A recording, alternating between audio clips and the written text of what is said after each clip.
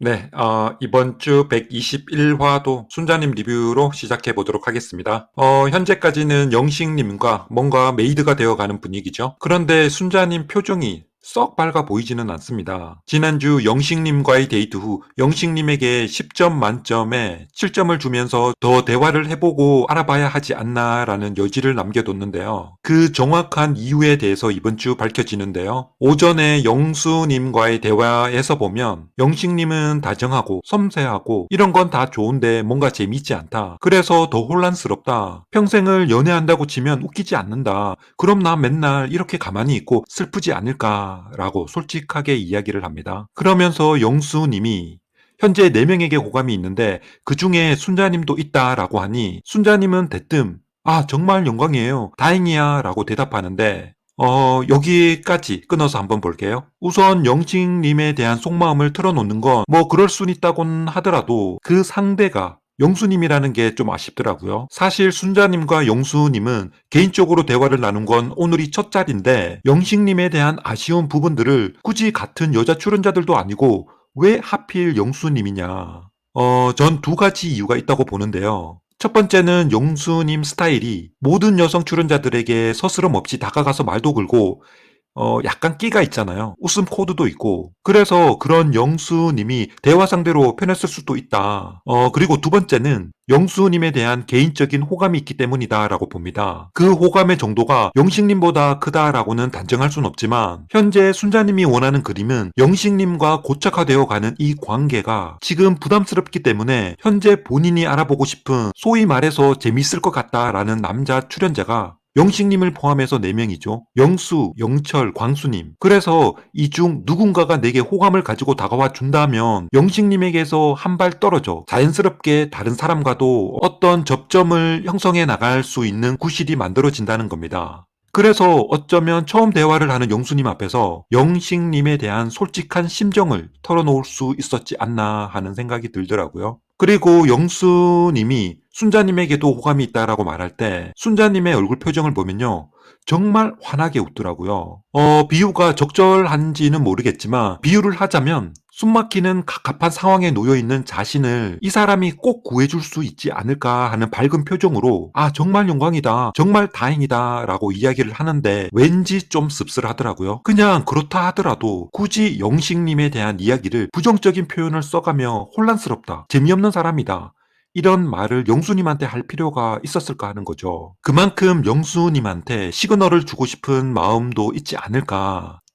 뒤이어서 순자님이 인터뷰에서 이렇게 이야기하죠. 저는 확실히 느낀 게 재미있는 사람도 좋은 것 같아요. 광수님도 그렇고 영철님도 그렇고 이런 마음이 들 때마다 괜히 영식님이 마음에 걸리는데 내가 너무 다 안고 가려고 하는 건가? 라고 이야기를 합니다. 전 이 멘트가 바로 16기 현숙님이 지속적으로 해왔었던 말 아닌가 하는 생각이 들더라고요.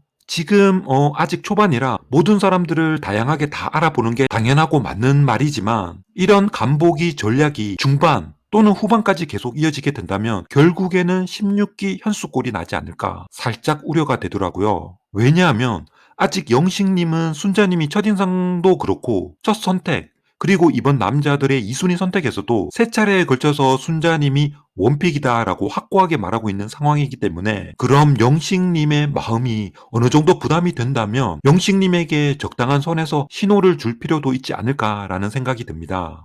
오히려 이번이 만약 여자들의 선택이었다면 그런 순자님의 마음을 좀 더 확인할 수 있었을 텐데 살짝은 아쉬운 것 같더라고요. 그리고 남자들의 2순위 선택에서도 보면 광수님이 정숙님을 포기하고 순자님을 선택했었죠. 정숙님과 부엌에서 나눴던 대화들을 보면 대충 예상이 됐었죠. 이 부분은 다른 영상에서 자세하게 또 리뷰를 해보도록 하고요. 그때 순자님의 첫 말이 아싸 짜장면 혼자 안 먹어도 된다라고 하죠. 사실 2순위 선택이라 감사합니다라고 말하기도 이상한 상황은 맞죠. 그렇다고 짜장면 혼자 안 먹어도 된다라고 말하는 모습이 영락없이 철딱선이 없어 보이더라고요. 그러면서 또 광수님이 이순이랑 무슨 이야기를 해? 라고 쑥 던지는데 그렇게 말하는 광수님도 참 장난으로 그렇게 말하는 건지 진담으로 하는 건지 구분이 안 될 정도의 그냥 개념이 없어 보이고 광수님은 나중에 말씀드리겠지만 주변 상황 인지 능력이 떨어지고 철저하게 개인주의적인 성향의 사람인 것 같은 생각이 듭니다. 그래서 그 말을 들은 순자님이 기다렸다라는 듯이 이순이 매력이 커질 수도 있는 거야. 나 분발할게 라고 하는데, 이런 순자님의 자신 있고 적극적인 모습, 영식님과의 데이트와 비교를 한번 해보는 것도 순자님의 앞으로의 심리 변화, 그리고 그 선택의 중요한 포인트가 되지 않을까 합니다. 과연 16기 현숙님의 전철을 밟을지 아님 또 다른 새로운 모습을 보여줄지 같이 지켜보는 것도 17기의 재미가 될 것 같습니다. 여기서 영식님 이야기 잠깐 해보면요. 제가 지난 영식님 리뷰에서도 말씀드렸지만, 영식님은 분명 많은 여성분들이 좋아할 수밖에 없는 타입이다라고 했었죠. 밖에서 영식님 같은 분을 소개팅에서 만났다라고 생각해 보시면 답 나올 겁니다. 증권맨에 수억 원에 해당하는 연봉, 그리고 자상하고 작은 부분까지 챙겨주는 세심함, 약간은 진중한 면이 있기는 하나 그런 부분들을 좋아하는 여성들도 많고 결혼 조건으로는 아주 좋다고 봅니다. 순자님이 아직 나이가 어려서 개그 코드 맞고 웃기고 재미있는 사람을 찾고 있는지는 모르겠지만, 왜 연애할 때 알콩달콩 깨가 쏟아지고 웃음이 끊이지 않고 그런 모습들을 많이들 그리잖아요. 하지만 결혼하고 1, 2년 지나고 보면 재미있는 게 어디 있습니까?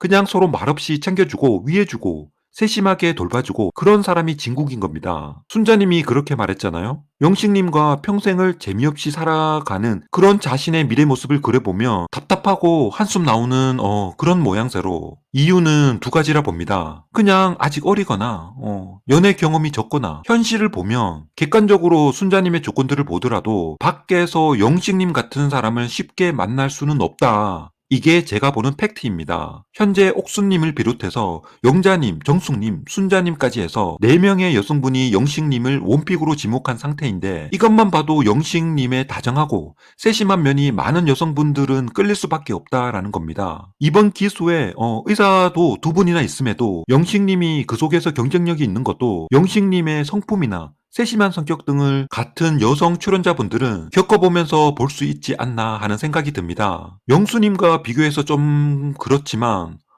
영수님 같이 실없이 여자들 사이에서 여기저기 왔다 갔다 마치 현재의 상황을 게임을 즐기는 듯하는 사람보다 약간은 진중하면서 진지하고 다정한 영식님이 남자인 제가 봐도 훨씬 나아 보인다라는 겁니다. 사람이 무게감이 있고 그 말에 신뢰가 가고 책임감이 강해 보이잖아요. 적어도 결혼하고 나서도 한 가정의 가장으로서 밖에 나가서 허튼 짓거리나 허튼 소리 할 사람으로는 안 보인다라는 거죠. 오죽하면 진행자들도 순자님의 그런 마음을 알고는 영식님에게 다른 사람을 알아보라고 답답한 마음을 토로를 했었는데요.